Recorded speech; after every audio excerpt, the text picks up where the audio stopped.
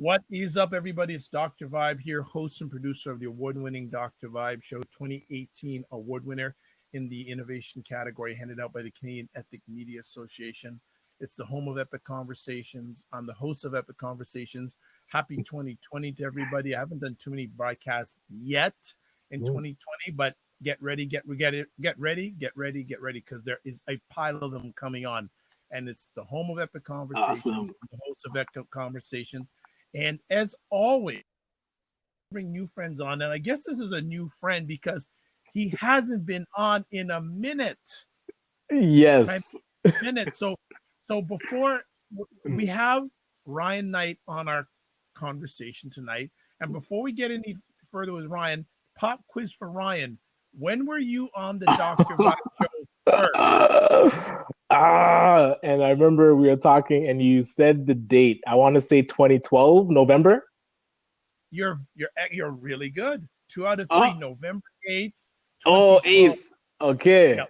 8th, 2012 was the first time Ryan O'Neill Knight was on the Dr. Vibe Show, home of the Epic Conversations. So he knew me when, but he's so big now, he don't even remember me. Okay. So pop quiz for you, Dr. Vibe. Do you remember where we first met? Nope. So First Friday's event, it was the women and men's split event that they do. Okay. And I remember Garth Sam, he also spoke that night.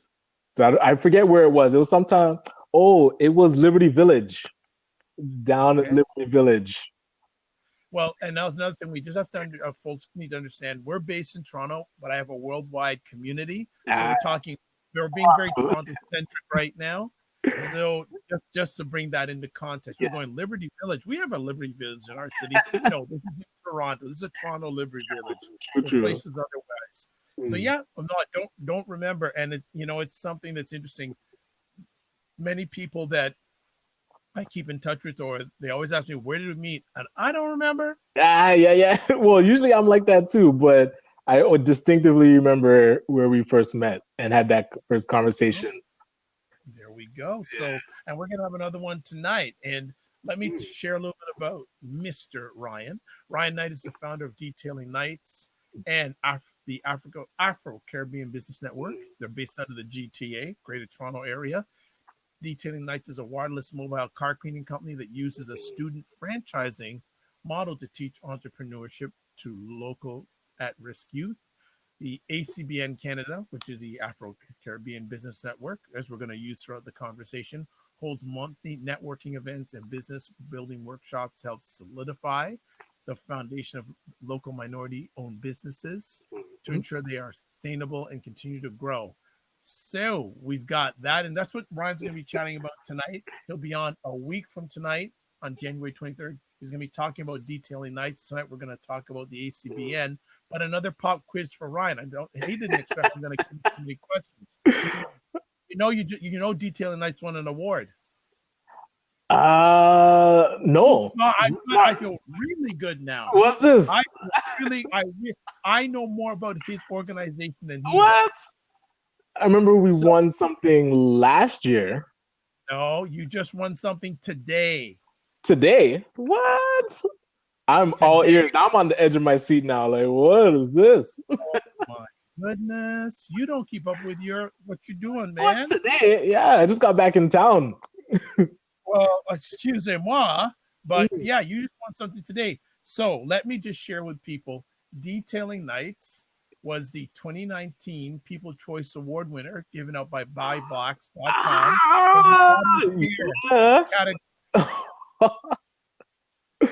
That's awesome, man. Thank you for breaking that news. Our team was excited just to be nominated. Research. So I knew, there you go. That's a tip for people out there. Try to know more about an organization than even they do. Oh, you got me on that. That's awesome. So congratulations. Something later. Thank you so much. Well deserved, I am very sure. So great to hear, as always. So let's get a little bit of background on yourself. What was the younger Ryan all about? Where'd you grow up, etc., etc.? Yeah, so grew up in well, Toronto, I was born in Toronto and then grew up in Brampton. So did a lot of work in, like near Jane and Finch, and then worked in Keelan Wilson. And that's primarily where we grew up. And you're going to have some interruptions with my son. Here, say hi. That's okay. Hello. How are you? How are you? Good. Yes, you're good. Okay. Thank you. Go get it and go lie down. I apologize. So yeah, and it's funny. We're all about family.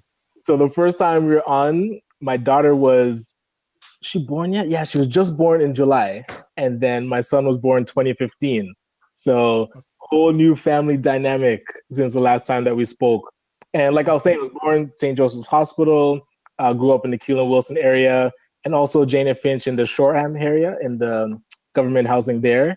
But then we were able to move to Brampton. And then pretty much I was raised in Brampton. So since I was 7 up until now, I'm 37 and been Brampton, I call it home base. So Brampton, Ontario, Canada, for those that are not familiar with Brampton, we are northwest of Toronto. And yeah, I feel like Brampton, because it's home base, I've become somewhat of an advocate and an ambassador for Brampton. And then a lot of the work that we started doing in Brampton stemmed from, I would say, my trials and tribulations while going through high school. And really coming into high school, I tried to create a whole new persona for myself. I want to say I'm a problem child, but I know I gave my parents a lot of gray hairs. And after grade 8, I figured, okay, let me try and do something different. Let me try and be a nerd. So I switched from public school to Catholic. And it was going well, actually. I was, honor student, not getting into trouble. I'd go home for lunch and come back really on my P's and Q's. And then I feel like grade 11, grade 12, I guess actually after I got my license and got a bit too much flexibility with being able to be mobile and starting to go to clubs and always being the designated driver. So driving cousins all over the place. And yeah, I just got disinterested in school. Luckily, it more so happened after I'd already gotten my diploma. So I was able to graduate, but then OAC, when they still had grade 13, that's kind of where it came off the rails, got too much in trouble with the law, was skipping school. And out of that, you realize that you're on the wrong path. And so on that wrong path, I was grateful to have parents that were still able to support me. I remember very vividly the first time I was arrested and brought to the police station.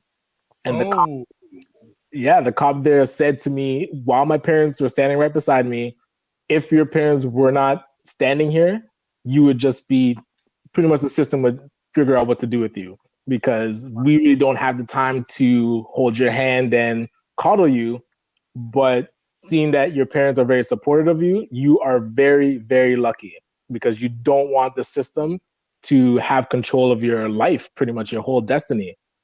And also out of that, so instead of getting jail time, I got probation, and my probation officer, probation and community service. So my probation officer, again, I'm sitting in front of him. I think we had weekly or bi-weekly meetings. And he kept saying, why are you at my office? Like, you have way more potential than this. You should be doing something better with your life. Get it together. And he'd always, he was stern, but I could see that he actually cared, that he didn't want to see me in his office, pretty much, as he was saying. So that kind of led into, well, where detailing nights got started. I don't know if you want to just go directly in, or if you had a question. No, I just want to hold a moment. So a few things, and thank you for being so transparent about some of your journey. What, just two-part conversation. How thankful were your parents that they kept on believing you during that time, believing in you? Yeah, that's a good question. I've never really sat back and thought about it, or even asked my parents, because you're stuck in your own bubble. You're going through your ups and your downs. And I remember my dad, he was the one that was planting the seed of entrepreneurship. And because he had always wanted to start his own business. And so at a certain time when he was able to invest in my company in Detailing Nights, he really felt proud that now And I mean, he knows the whole backstory and everything that I've gone through and they've gone through with me. And then to see one of his sons have ownership of something and step forward in a dream that he had always envisioned. And he knows that entrepreneurship is the fastest path to wealth and the fastest path to, I don't say just being rich, but building a legacy for yourself. And then really, a lot of times I'll be thinking to myself, like, hey, if I didn't come around, if I wasn't born, maybe my father would have been able to pursue his dreams. And, he'll dismiss it and my mom will dismiss it and say, no, no, what we did was for you guys and we are grateful to have you. But you still understand that and I have two children now, and knowing that you're pretty much put into a whole different world of responsibilities once you have children and you do anything for them. And that does include giving up on some of your dreams. And now him saying that he can kind of live those entrepreneurship dreams through me and be part owner of the company, that was really, my heart starts pounding when you have those kind of conversations with your dad and with my dad. What qualities of your parents do you still carry on with today? What did they instill in you carry on with today? Uh, whew. I know, well, for my father, it's more around how I interact with my wife. And it's knowing that, because you'll see your parents fight and you'll see them at the happiest times and at the lowest times. And there's never conversation around ending it. It's always, we are going to figure this out. And so that quality and really that persistence and seeing that even though you can have an argument with somebody, you can disagree, at the end of the day, you're in this together and you're in this to figure out how to make it work and how to provide a stable home for your children. And that is the sacrifice and that's the path that you're on. Really, instead of two entities, you're as one. And so seeing, I guess, two parents in a household and knowing that it's not going to be easy. There are going to be times that, hey, you just don't like each other for a week, 2 weeks, and knowing that just because you don't like each other right now, that doesn't mean we give up on everything that we're building together. So that piece, and then for my mother, really the not jumping too deep into things and knowing that you have to really step back and analyze, think about the pros and cons, go deeper into, and I know as entrepreneurs, we talk about, oh, don't get paralyzed with analysis and analysis paralysis, but there is time that you have to really determine if that path that you're on is making sense.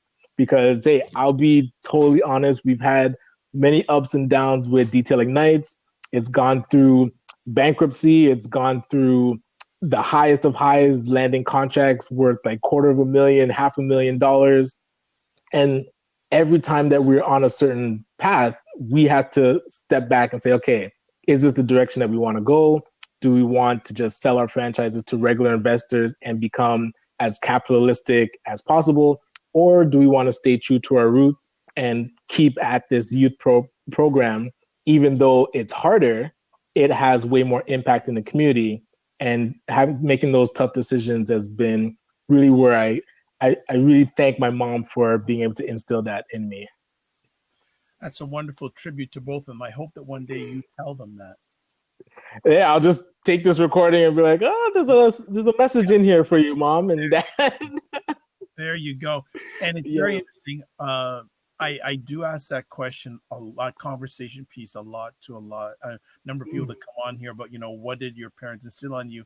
And it's very rare. And I don't know if I've ever heard, maybe a few times, how a Black man has said their father influenced them on how to be good in relationships with their significant other.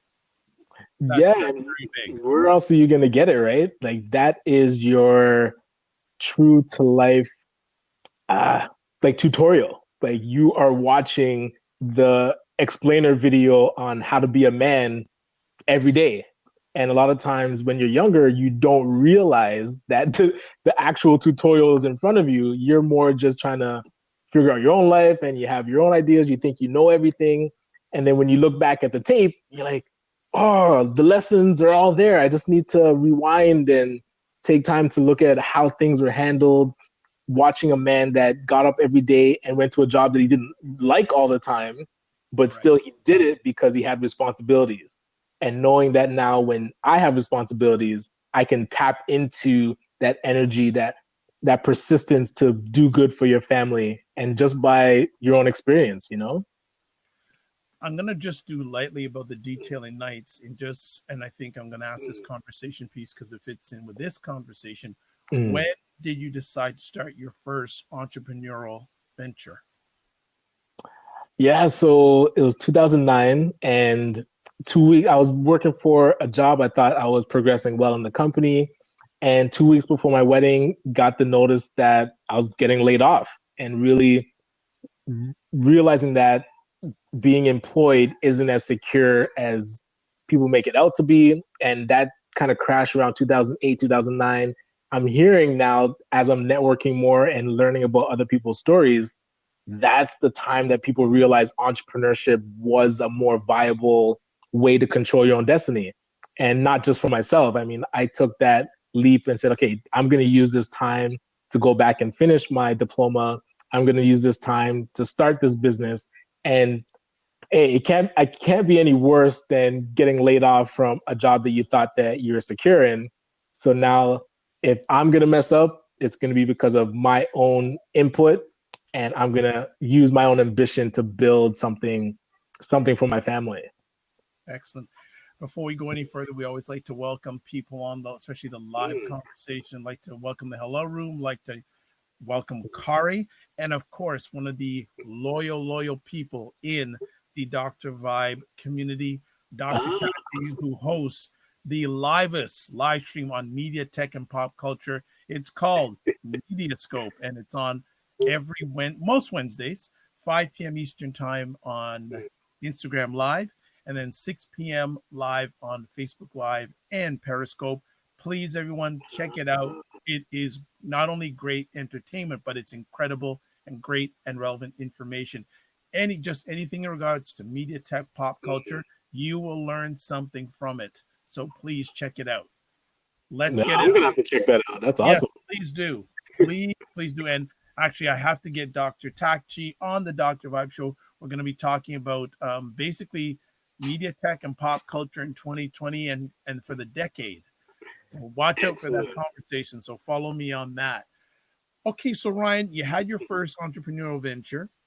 Mm. Yeah, and how was that experience? Yeah, I feel like when you say when I was talking about having that tutorial right in front of you, it was real life training. I mean, trial and error, figuring out where resources exist, figuring out how to now learn an entire, I'll say, new language. And really, that's what entrepreneurship is for people that haven't been introduced to it out throughout high school, throughout college, and then a lot of times circumstance thrusts you into it. You're learning on the fly. So at the same time as you're trying to earn enough money to keep your family in order, you're also just learning how to operate and deliver for your clients, get new clients, keep old clients, and that whole learning curve while still trying to survive, it puts a lot of stress. And that's where I can see the statistics show so many people fail with their first ventures, like high percentage. I think they were saying 90% fail within the first 5 years. And because of the weight of entrepreneurship, it'll crush me, man. If Mhm. I didn't have the support of my wife and the support of my family to say when you hit those rock bottoms or have those dark times, they can just slowly guide you out of it, let you understand that you do know how to get through it. It's just when bad things happen, you kind of just regress and go kind of. I usually go under my desk at the office and just like turn out the lights. I'm like, listen, man, I don't want to talk to the world right now. I just need to collect myself. And they help you shorten those valleys and really get you out of there faster. Okay, well, before we go any further, another friend of the Dr. Vibe community, LA Wade. I'm glad she's feeling better. She was in the hospital last week, but my gosh, I'm glad she's feeling better. And do check out her conversations called Cocktails with LA. And she has, and I'm just going to let that be. Just go to YouTube or go to IG Live and you'll know what it's all about. So, Amazing. yes, Cocktails with LA is an just say it's very interesting listening. Let's put it that way. You it, Piqued my interest now. Like, what is this going to be about? there we go. So Ryan, you got to go listen to it. Got to go watch it. Note, all right. So let's be brief. How did Detailing Night start? So how did it start? Yes. Yeah, so my brother, he was the one that really liked cleaning cars. And so when I was going back to school to finish my accounting diploma, I said to him, like, listen, you like to clean cars. You're working at a dealership right now in the like auto detailing department. I feel like I can learn this business side of things, understand like how to actually market it and do the numbers, you know, like the whole operation side. So I'll go out and sell it, and then you do the detailing. So that's really the genesis of it, is us coming together, using his skills, and then he taught me how to detail as we started to grow, and then we just grew together. And I mean, entrepreneurship journey isn't for everyone. He did decide to go and work full time and actually learn, I think, sheet metal. So he's like in the trades now. And for myself, I continued on the path with DK. So that's just a teaser for next Thursday's conversation. But LA is asking Ryan, where can I go get my car detailed? You don't have to go anywhere. We come right to you. So is it www Detailing Nights? That's right, detailingnights.com. And then our main phone number is 416-909-2513. And so if we're not in your city yet, still call me, send me an email, and we are going to be franchising in a location near you soon. Well, LA's in the that's detailingnights.com. I forgot the D there, LA way. But yeah, well, she's in the GTA. She's actually in the western part of Toronto. Oh, So excellent. she's there. She's there. So, but see, we're just gonna hold that. So that's a teaser for next week. We're gonna talk all about Detailing Nights, the journey, and it's had its ups and downs, but it's on an upswing now. And as I would say, one of the things I say is don't let the opportunities define your goal. I like that. So we'll just leave it at that. So let's get into how this organization started, the Afro Canadian Business Network. How did that start? Yeah, and it really came out of the youth that were going through the Detailing Nights program, learning how to start their own businesses. And then after they wanted to, you know, get away from auto detailing, but still be entrepreneurs. But especially here in Peel, in Brampton specifically, there were no Black focused business organizations that these youth could go to and really get to the next stage in their businesses. And then for myself, so this is kind of where I stepped back and said, okay, I'm looking at scaling Detailing Nights. I'm looking at growing the business and franchising it. And I've gone to different Black focused business organizations, and they tell me that's not within their mandate. They are not designed. Hold on. You went to organizations, Black organizations, Right. and they told you that's not in their mandate. Unfortunately, yes. I mean, they pretty much laid it out like this is what we do, and us sitting down with you to help you now learn how to franchise your business, learn how to expand into the US. We don't have the bandwidth to do that. So I took that back. Hold on a second. How did you respond to that? I at first I didn't understand because I just thought that even if I wanted to talk to somebody about what I'm working on, that they could point me in the right direction. But the only places that they could point me were resources that I already knew, like the entrepreneur centers in Toronto and in Brampton, and even like the government of Canada website. I'm like, that is not gonna help me. Like sending an entrepreneur to Canada.ca is gonna do more damage than assistance. So, and a lot of the times so that's where I said, okay, if you really can only point me to things that I already know, then perhaps I know more than I realized. And so I put out the call, and 6 other entrepreneurs came together. We had breakfast and talked about, could we create a resource that now entrepreneurs can tap into for us to sit down with them, figure out what stage they're in right now, and then help them create a plan to hit their milestones and their goals. And after they do scale, starting the conversation around leaving that asset to your family and creating that legacy and not just letting the businesses die with the owners. And I always think of the businesses dying with the owners because my barber only talks about when his time is done, the business is done. But I'm like, you're cash flow positive, you have this asset, you have a space that you own, he actually owns the building, and yet there's Right. no plans. Building. Yeah, and that's very rare.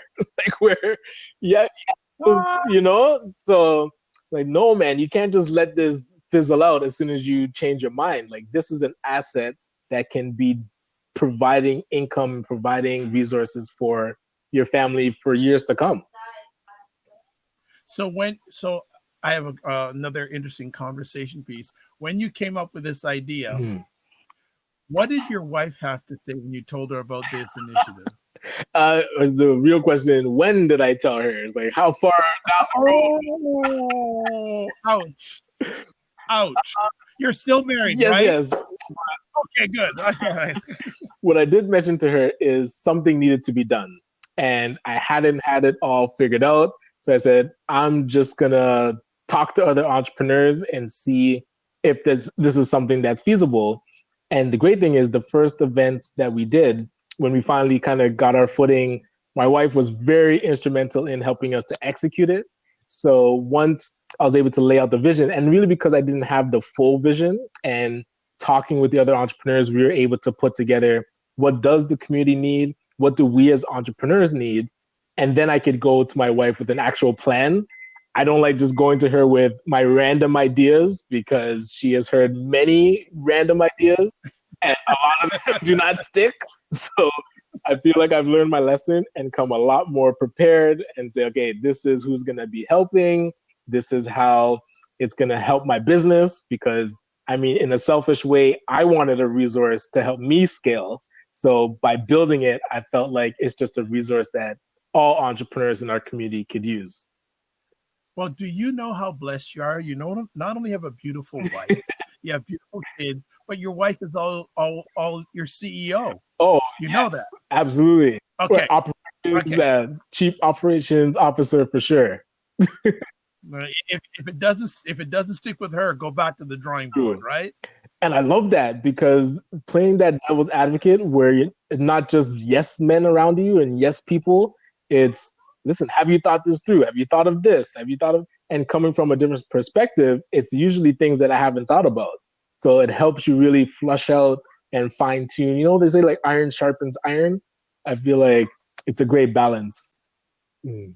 It's reminiscent. I had an associate who, when I was younger, and he worked in the financial industry, and he said you need that person that is the BYG, and it means beyond. No, sorry, not BYG, BGO, beyond the glimpse of the obvious. And what that means is you could look at something and see it one way, and you have another person who sees totally different. Yeah, and then a lot of times it causes initial conflict because you're thinking, why can't this person see what I'm seeing? Like, why is this difficult? Right. And why are you against me on this? But then when you allow them to talk and then they lay out, okay, this is what I'm seeing, and you realize like, whoa, that like my blinders are totally on right now because I'm not even considering that. And then you can actually work through a proper plan of action. Like when you're just with your blinders and only going one way, it works for certain things. It doesn't work for most things. Right. And LA Wade is saying a number of things. He's saying, I need that cocktail. And then he says, working with your spouse. Wow. And he says, you are blessed, Ryan. Oh, I appreciate that. Yes, I do feel blessed. I know that for sure. So let me bring it up from the time that you had the initial idea of this organization to its first event. What period of time was that? I would say that first breakfast was around, what was that? September. Yeah. And then November, we had our first official event, I would say. So about 2 months it took us to get our footing and put the invites out and get about 55 entrepreneurs came to the first one. So we thought that was like, we were only expecting maybe 20. So let me ask, and maybe I'm not clear enough.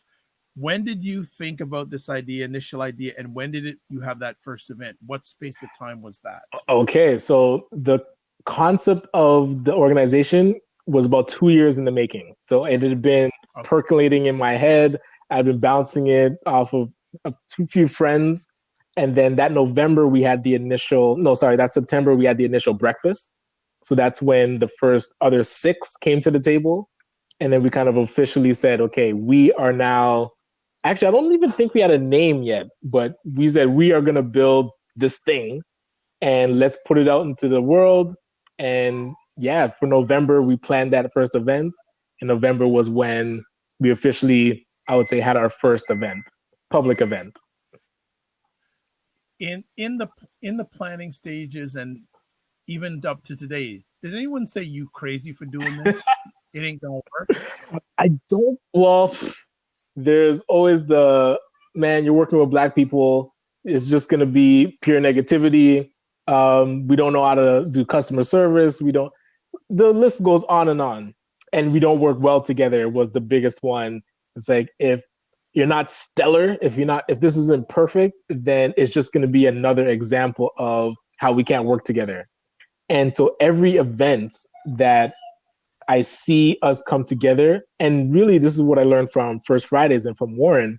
That first time I went to First Fridays and I realized that there exists another, I won't call it a universe, but there is a world where all of our businesses just can get together and talk and work together on things.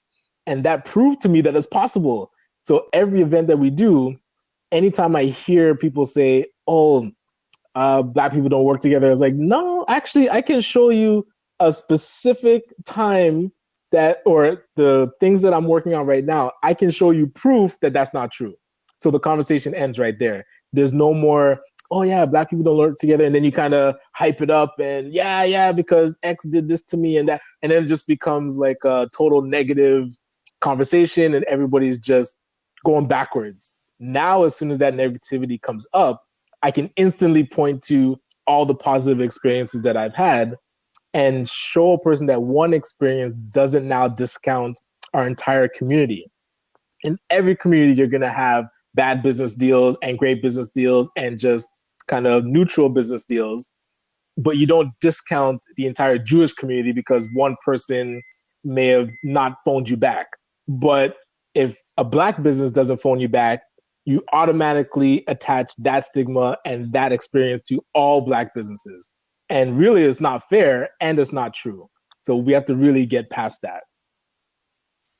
So you've touched on one or two of them during our Mm. conversation. What are some common, not positive things you hear about when it comes to blacks in business? That you talked about blacks can't work together. Right. I've heard that.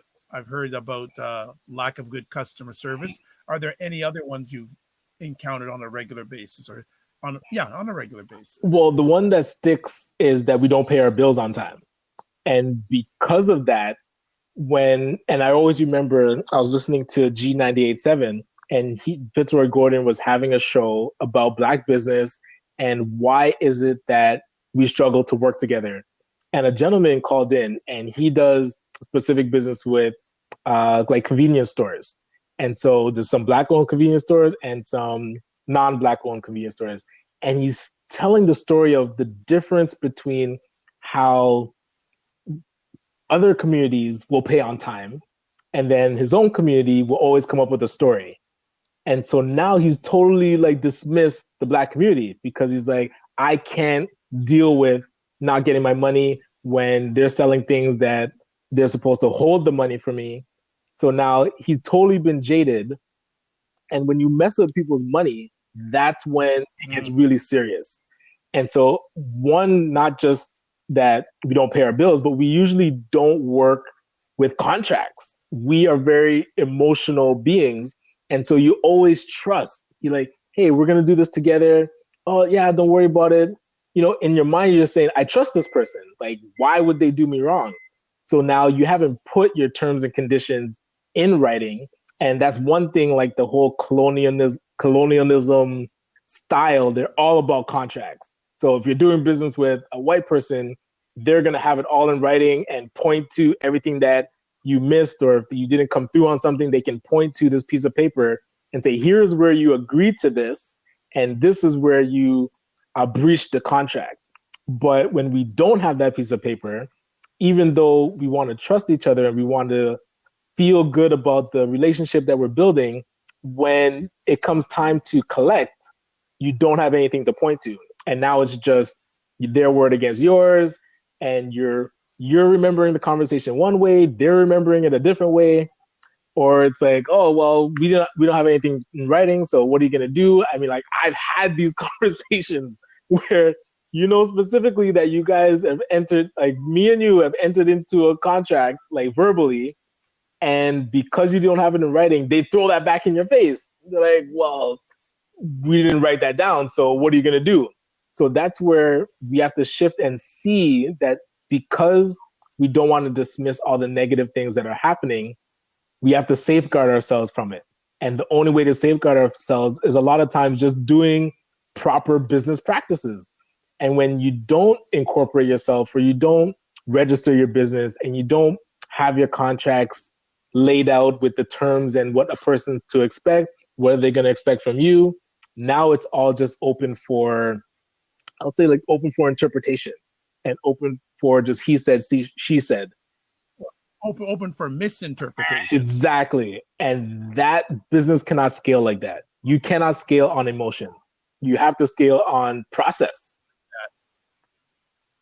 You know what? It's one of the gentlemen I really watch. I don't watch a lot of TV, but one of the shows I'm a big fan of is called The Prophet. Okay.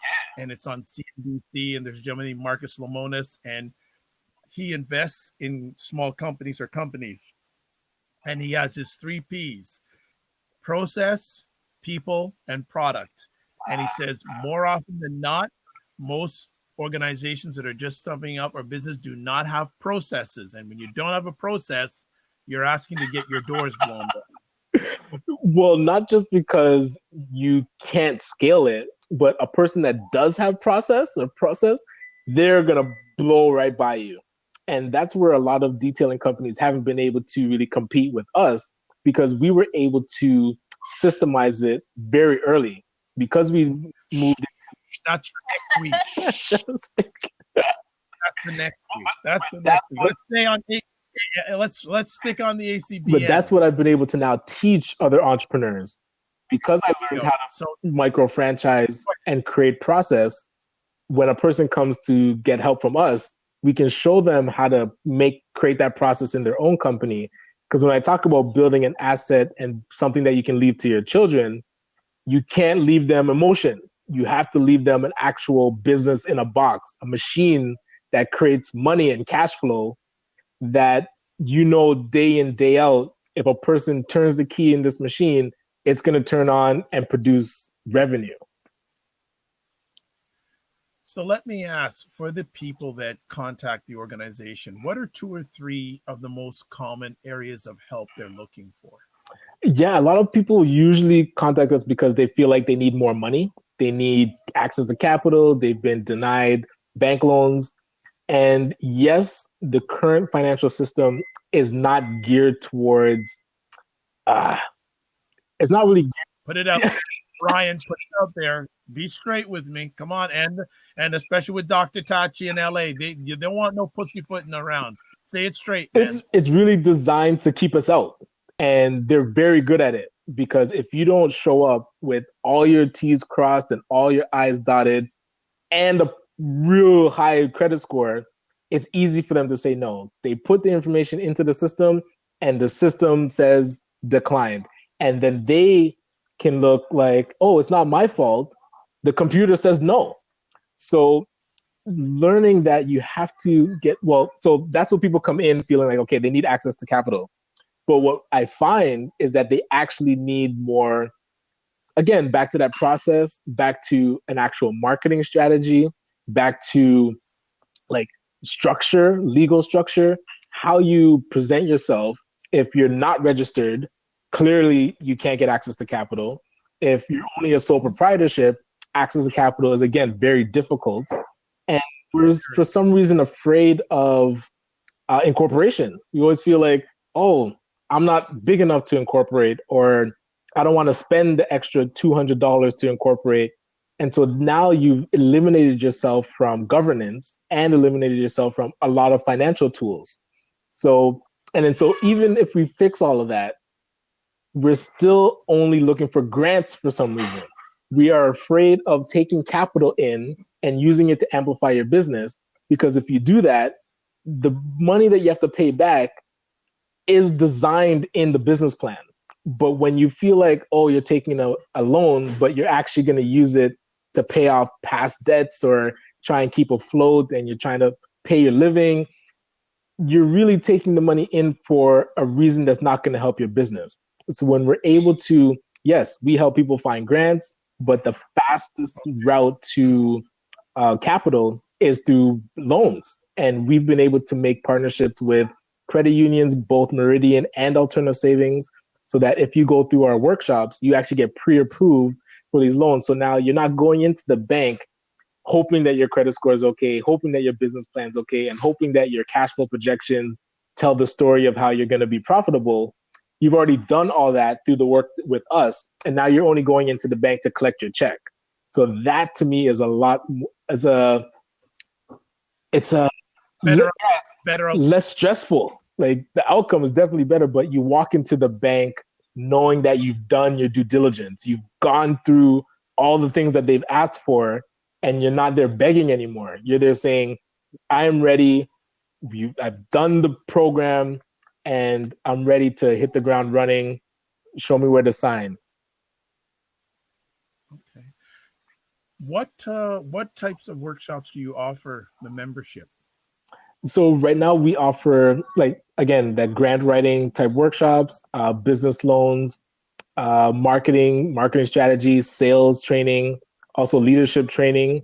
We're trying to incorporate more access to resources. So making strategic partnerships with other business owners that are experts in their field, so that when you become a member, now you get direct access to, let's say, an accountant, a bookkeeper, an actual marketing agency, people that can help you with logistics and operations, your supply chain, how to import, export, how to get grants from the government to help you expand into the US, which we're taking advantage of. And as I'm learning these things, now we can add it into our toolbox and say, hey, don't go to New York and pay for a trade show when the government of Canada will pay 50 to 75% of that trip to New York for you to sell your business to another country, another city. So when you don't know these things, you're not even looking for them. So the more that I'm kind of in the field collecting resources, now this toolbox that entrepreneurs get, it really is game changing. Like they can amplify, it shortens time frames, and they can amplify a lot faster. How many people on your team? There is 7 of us, and then there's about 15 industry partners. So how much work did you have to do to get it where it is now? Oh man, it's a grind. I mean, we get pushback from other organizations that feel like, oh, we're already in this space, so maybe you guys should just absorb into us. We're like, but hey, I'm open to collaboration, but I want to see that the work that we're doing does not get dismissed, because there's no one else in that I've seen, especially Black focused business organizations period in Peel, that have our perspective of African and Caribbean culture to help entrepreneurs through things that they're facing that traditional entrepreneur centers don't understand. But also we have the expertise to help that business grow. So we're not just, and I mean, we're not just having parties. We're not just singing and saying, like, F the white man and this is a systematic racism and we're going through all this. Yes, that is fine. And we do need to figure out a way to be revolutionary and skirt the system when we can build a new system. But for right now, we are in the system. So we need to understand how to navigate it the best way for us. And people outside of our culture can't tell us the best way to navigate it because they really don't want us to see us catch up. And because when we catch up, there's going to be less market share for them. So subconsciously, they're not giving us all the information. So when we have to pry it out of them and get it, now we can give it to our community in layman's terms and let them understand things that are happening in the background that now, for example, they're launching these social enterprise funds, they're launching social finance funds, and they're using all this language that is explaining Black business. So why aren't you coming into the Black community and saying like, hey, you guys are social enterprises? And we're calling it social enterprise, but really it's just business with a heart. A lot of our entrepreneurs start businesses to do specific good things in the community. They use that profits to reinvest, or they're already doing workshops free. And we're operating really as a nonprofit, but doing like selling a service. So we're a for profit. And now this social enterprise term has married the two. And the government's feeling like it's a brand new entity and we have to teach people how to be social entrepreneurs. And it's like, we already been here.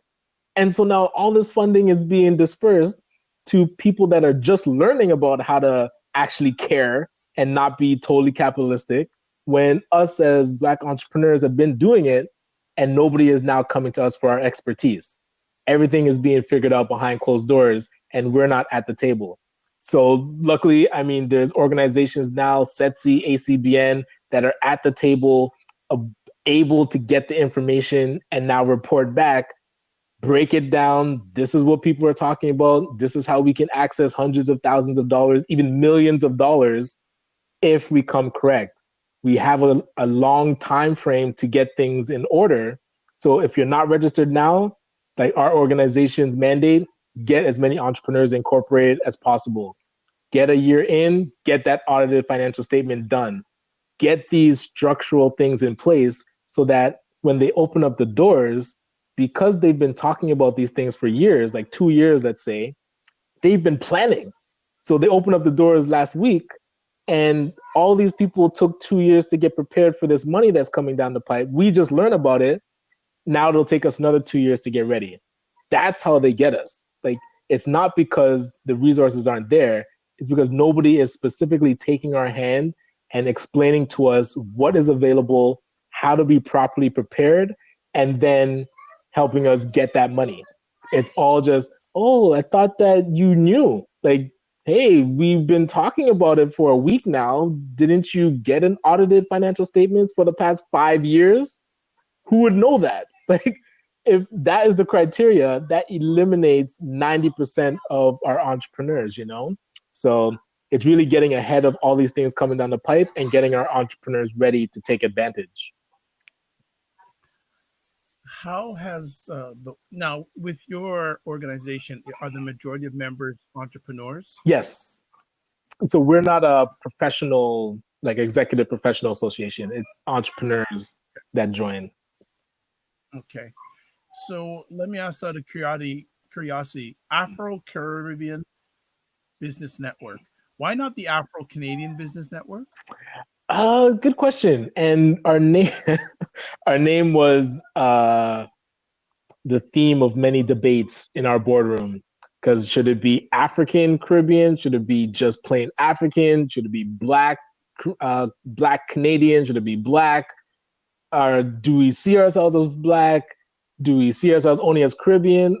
The people will see Afro Caribbean and think you can only, like for myself, I would consider myself an Afro Caribbean because my parents are Jamaican, and then we have African descent, but Afro is almost like the slang of African. So do we go all the way with saying, listen, African and Caribbean?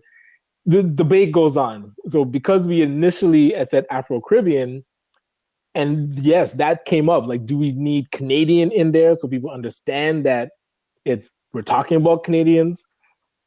I feel like the debate still is going on. I feel like we have, like, we definitely have not I, figured this out. I would have there on those meetings, so those conversations. Hey, I'll invite you to the next ones because Love to come. yeah, and even we've been in meetings talking about this same thing. How do you just incorporate everybody and not have that be the source of the debate? Because as soon as you name it something, then people can attack the name. And it's like, oh, I'm not Afro Caribbean because I'm only African. So the Caribbean in it doesn't appeal to me. So that's something that we have to really deal with right now is if we're going to change it, are we going to stick to it? Are we just going to collaborate with other, like specifically African organizations and then create a coalition? But I mean, to me, the name is important, but not my high priority. My priority is the actual what we can deliver. And if we can execute on scaling companies, if we can execute on creating more entrepreneurs, and that's where like our Black Youth Incubator, that's the first in Canada that I've heard of. So these type of incubators, if we actually get youth prepared to not only start, but scale their companies and then start hiring, start providing resource or start providing services that don't exist right now in the community, that's where my priority is. Like, how can we do this best and make profitable companies that can then do more of the hard work? Because if there's lots of pillars of support that the Black community needs, and economic is just one of them, because now we have education, health, justice, what have you. If there's more people making better incomes and better money and building wealth, now those funds can flow to these other issues. If we're only fixing health and we're still poor, then it's like we're kind of fighting the wrong battle, I feel. So I come from that economic lens, and I feel like that will ripple effect. That'll have a bigger ripple effect than just focusing on other issues in the community right now. Take a look back when you started to where it's at now. Okay. What are your thoughts? I feel we have made a lot of progress in just 2 years. The problem is now needs to Challenge. go. Yeah, I'll say the challenge is so we've made great connections with our credit unions. So do we now focus more on just financials and say, okay, we can help people get access to capital? We are not going to be a marketing agency. So how can we find the best resource for marketing assistance for entrepreneurs? We can do great with financial literacy, but then do we only focus on that and really niche and say, hey, I just said economic development is the biggest factor. I just said that if we're earning more, we're going to be able to do more good. So is that the path that we focus on and say, let's create as many strategic partnerships to amplify the access to capital for entrepreneurs? I'm engulfed in this conversation around these social finance funds that are coming down the pipe over the next 10 years. They've committed close to $800 million. If we can position ourselves as the go-to resource to get entrepreneurs ready to bring in these funds for themselves, that is designed from the government to help them amplify and scale their businesses, that to me might be a really powerful niche to carve out and be really good at, instead of trying to, kind of spread ourselves too thin and do a little bit in finance, a little bit in marketing, a little bit in operations, a little bit in legal, a little bit in accounting. If we just took one of those supports and then got really good at it, I feel like we could have a bigger impact. Excellent. Your organization was part of a big event that happened in your area. Oh, yeah. So for those that know, First Fridays had been happening in Toronto for the past 26 years. God bless Warren. I love him, but it was way overdue for First Fridays to come out of Toronto. I know he had opened, I think in Montreal, he mentioned, but it never happened in Peel. So we finally convinced him, Andrea with myself. So Andrea's from the Canadian Black Chamber of Commerce and myself from the Afro Canadian Business Network. We kind of tag teamed him and said, listen, trust us with this brand. I feel like we can do it justice. I feel like Brampton has matured to the point where we can really make this a big thing. And, you say that as you're pitching it to him, but inside you're kind of still like, boy, the people are going to come out. All right. Is there really demand for a networking organization in Brampton? And needless to say, like we launched was January 3rd. So the first Friday's event of 2020 of the new decade. And the first time in Peel, specifically, it was in Brampton at Carve on Lot 5, Black owned, family owned restaurant, 2 floors, standing room only, over 150 entrepreneurs. It was just awesome. I mean, people were excited. People were like thanking Warren and saying, yeah, like we wanted this here. It's here now. We're not going to let you down. You can trust us with this brand. And really, that's what I said to him as well. Like, thank you for trusting us with the brand. And when I mentioned earlier, the first time I went to First Fridays was the first time I saw true Black business collaboration. And even though it was just around networking, just seeing us all together was really emotional for me. And that's the type of thing I want to bring to Brampton so that people here know that we do have this community. We can break bread together. And I mentioned at the event that, yes, breaking bread together is great, but now we want to continue that throughout the rest of the month. So we can show up on the first Friday, have I don't want to say party, but we can talk, try and build relationships. But throughout the rest of the month, that's where ACBN really kicks in, because the workshops that we're doing, the working groups that we're doing, the things that we're doing to build up your business. Now, when we come back the next month, we actually have tangible things that we've been working on together, so that it's not just networking now, it's like joint partnerships and joint ventures. So that to me is the next level after networking, is now how do we do business together? Well, make sure their net is working. Right. Yeah. Yeah, absolutely. So the Ryan has been and building that net worth, right? Yes. And Ryan's been mentioning a gentleman named Warren. The gentleman's name is Warren Salmon, and he's been running First Fridays events for, was it 26 years now? 26, yes. 26 years. Never missed a month. Ironically, that's where Ryan and I first met at a First Fridays event back in 1992? 2000, 2012. 2012. Let's say 2012. That's where we first met, back in 2012. So I also just want to welcome out Mr. Melvin Lars from Louisiana. Mr. Lars, my mentor down in Louisiana. Make sure you catch out a lot of his epic conversations on the Get Vocal platform on Friday evenings. Ryan, I know the family is in the background, so I'm not going to keep you much longer. Having a wife and 2 kids and detailing nights and ACBN, let me ask you, what are some tips or best practices you would suggest for Black entrepreneurs anywhere, not just in the Brampton area, because there's Black entrepreneurs all over the world, and probably a lot of them are facing the same challenges. What sort of best practices, tips would you have for them to share? Usually I would talk about like delegation and knowing what you're good at, and then finding people, especially within your own team, to do the things that you're weak at. But beyond that, I've been seeing a lot of, I'll call them joint venture partners. And I'll use an example. There's Eglinton LRT here in Toronto that they're building. It's a $5 billion project. No one company could take on that contract. So 4 multi-billion-dollar companies came together to create one entity that took on this contract and is now executing the contract. And each of the companies played their role. That's what we have to learn in our community. When you're able to partner with somebody, and I was just talking with, and it's funny, this gentleman, Jamal Walker, he has a company called Eucanics. And Eucanics was the 2018 winner of the Buy Blacks People's Choice Award.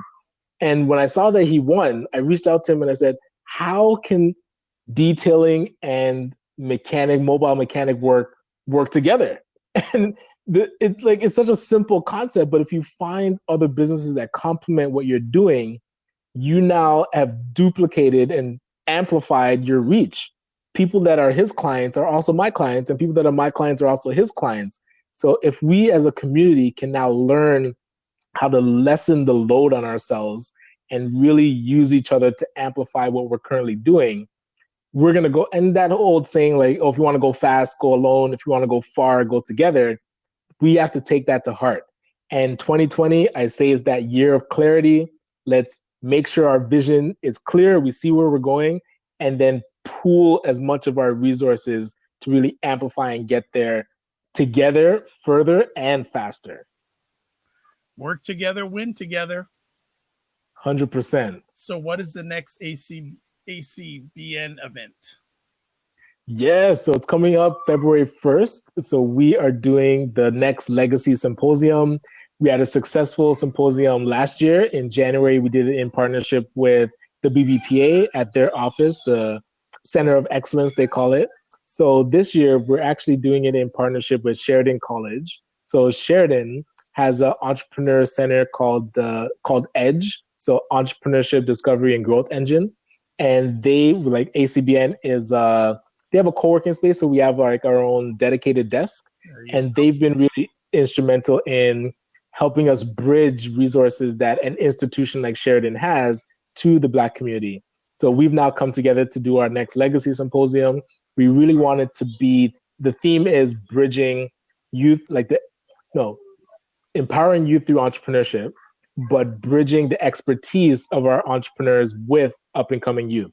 So it's going to be about a 50-50 split of students and young entrepreneurs and local entrepreneurs with a bit more experience to now share, talk about different types of journeys in entrepreneurship, different types of stages that people can be in, but touching on those key topics, branding yourself for social media, which I'm glad that I love hearing your take on how to use social media, and you said that you would be there defeating. I'm just the guy. I'm just gonna just whatever. Well, I'm honored that you've asked me to share with your audience in regards to that. I'm looking forward to the opportunity. Yeah, and defeating the 9 to 5, like how we shift from being an employee to an entrepreneur, making sure that technology trends don't leave us behind, keeping ahead of things that are coming like AI and machine learning that is exponentially growing, and really talking about financial literacy and building wealth in the community, building your own wealth through your business and using it as an asset that you can leave behind. So touching on all these things, making sure that people commit to what they're going to be working on for the rest of the year, and then ACBN holding you accountable, taking those commitments and following up with you on it. So ACBN, I just want to make sure I'm understanding clearly in the audience, is you hold monthly meetings. So we used to do monthly networking/business workshops, right? But now that we launched our own co-working space, we use that space to hold workshops, working groups, have a place that people can use as a professional address, only $10 a month. And now you can stop putting your home address on things that you're applying for, stop meeting people at a Starbucks. You can have a professional meeting space, boardroom access. Really, we want to be that next step for people to be more professional with their business. Now, how did that collaboration come about? Yeah, so we had gotten funding to start the first Black youth incubator, and the incubator was going to be housed as a drop-in/incubator for Black youth thinking about entrepreneurship. And so with the funding, we were able to say, let's go see if there's spaces that would be conducive to actually, like where the youth could work out of. So my business partner and I, Chris Beth Cowie, we were able to find a spot at 16 Rutherford Road South. It was the manifestation of what we had always dreamed of, with private offices and an open area for co-working, a separate room that we could do workshops. And it was a blessing that we came across this place. So we said, okay, we can make this work. We can launch this co-working space. It's called Empowered for X. Empowered for X. And the website is empowered4x.com if you want to check it out. Like I said, if you want to get that professional business address, it's only $10 a month. And now that we were able to launch the incubator, we're able to also have a space that people can work out of and collaborate. What's your vision, 2020 vision for the network? Uh, I want to see money not be an issue. I want to see more people take advantage of this relationship that we've built with alternative savings. More people use capital, leverage it to amplify what they're doing, and more people be in position to now get also the grants that the government has earmarked. There's one open that can get you up to 100,000. There's another one going to open in February to get you up to 50,000. All these different types of funding, we need to be in position to access it, not be confused anymore. Anything that comes up later on, we're in full control and know that money is not the issue. LA Wade goes, help me get funding, please. Hey, January 27th, we're going to do our next grant writing working group. So we did one on this past Monday on the January 13th. And really 12 people came around the table and said, okay, this is the application that's open. I walked everybody through it. Here are the questions. Here's different ways that you can answer it. Now they go back, work on it, and we come back again to really fine tune it. February 10th is the next deadline. We get it in. And if anybody gets a no, we call those people and say, why did you say no? So that we can fix it for the next one. And everybody that gets a yes, $100,000 potentially in your bank account to do more good in the community. People have to realize a no is a no just at that time. And if you get a no, find out why you got that no. Find out why. Because, like you said, when you have your blinders on and you don't take what's in your head and articulate it properly onto paper, that's the only thing between you and the money, is just being clear about the vision and being clear about how you're going to execute it and being clear about the impact. And when a person says, oh, I couldn't understand exactly this part, you fix that part. Now they can't say that again. So you get that feedback and you fix all those line items. You're really in great position to get that funding the next go around. Yeah, I was at something like that yesterday at a workshop, and the presentation was fantastic. And they said, look, we've got people who you can get in contact 9 to 5, 5 days a week. They have the average experience of the representatives is 15 years. So why would you take advantage of that? So anytime you have these opportunities out there, people, please take advantage of them. At the end of the day, you're paying for their salaries, so they need to work for you. You need them to work for you. Put them to work. Right? Let them there and answer your questions. Be dumb. Be like, listen, I need to learn this. Here are my questions, and let them answer it. There you go. Well, I don't hear. Want to say? Yeah. There we go. The legacy is going to continue. That's Detailing Nights the second. Right? You're going to take over Detailing Nights? Maybe. Your own thing? Oh, okay. Go tell mommy I'm almost done. Yes. Well, I don't like infringing on family time. So first of all, I'd like to say, Ryan, thank you so much for taking time out of your positive, productive schedule to share with us. This is the first of epic conversations. Christian got. Hello. Hello. How are you? Hello. Hi. How you doing? Time. Go to bed. Yeah, you gotta put him to bed like a good daddy. So I'm not gonna interrupt that. Oh, good. How can people find out about ACBN? Yes, best bet is to go to the website. So www.acbncanada.com. You could also add me to WhatsApp. My number is 647-225-3309. We are on Facebook. You can find us on Instagram.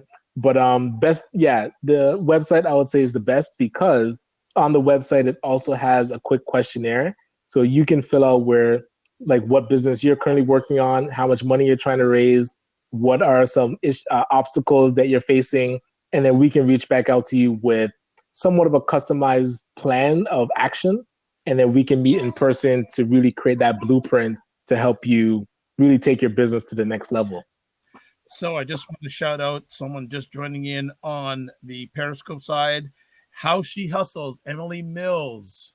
That, Hey, shout out. Emily Mills will be part of the Legacy Symposium. She's actually moderating our intergenerational panel. oh, So, oh, you know, so and I'm going to be bowing.